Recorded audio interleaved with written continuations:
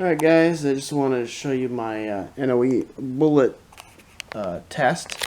So this is a gas check bullet.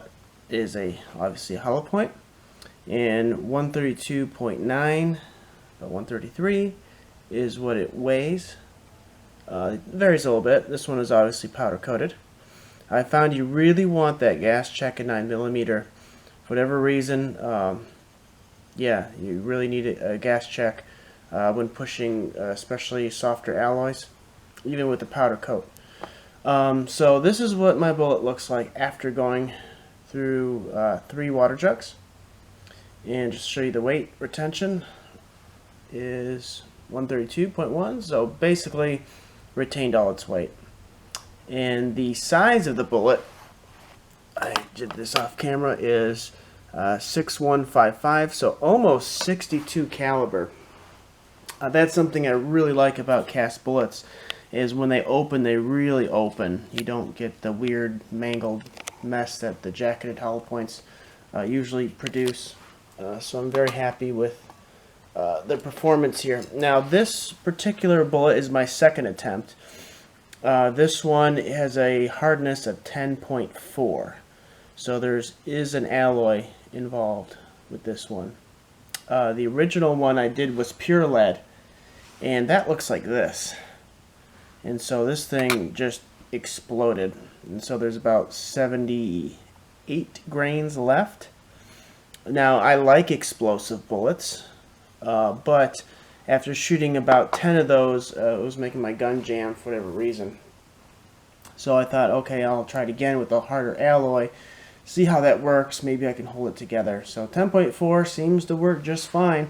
I shot multiple magazines and no jams, no failures. And I've got that weight retention. Still, it's completely flat on top, which is what you want.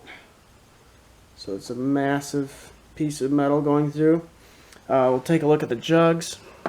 As I said before, you know right away if you got expansion, because this is jug number 1. It is just split way open, and that's where most of the energy got dumped. Second jug, entrance here, exit there, and the third jug has an entry and no exit. So that's where I found it in the third one. I had 4 jugs. If it goes through 4, it usually doesn't expand, so it doesn't really matter. But options here.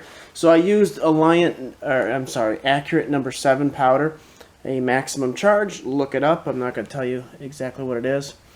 But this is going about 1100 feet per second out of my CZ Rammy. Now I could keep the pure lead and drop it down to around 900 feet per second. And it would probably open fine. And why do I say that? Because here I have a 38 special out of a 2-inch barrel. Look at that beautiful, beautiful flower. This one actually I shot into gel, not water.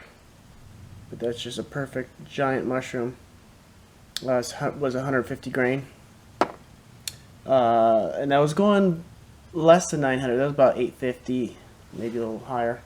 This is my 32 Magnum, going probably around 900 feet per second. I'd have to check my data.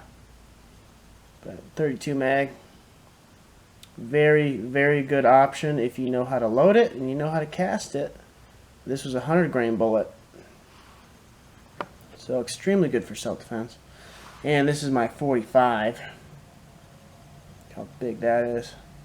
Of course, 45. This was, I don't know how fast this was going. Probably 900-ish, maybe less, out of a short barrel 45. So why cast bullets for self-defense? Mainly because I want to shoot what I carry. If you want to shoot what you carry a lot, you either got to be rich to buy all those fancy HSTs and all that, or you got to cast your own. So there's the availability factor, there's the performance factor. Like I said, when you get lower velocities, you want that softer alloy if you really want good performance. I mean, show me a factory load that does this. You're not going to find it. But you can make these all day, and they work good. And they're so soft, they usually hold together, with exception when you get up in the 9mm high end. Then you've got to either increase the alloy, like I said, or just drop the speed down. And I might do that because, you know, increased controllability matters a lot. That's something people always think about, maximum power. Power is not everything. If you're getting expansion, if you're getting penetration, then hey, lower it down. You have that option because you're not trying to tear through a copper jacket. So anyway, that's it.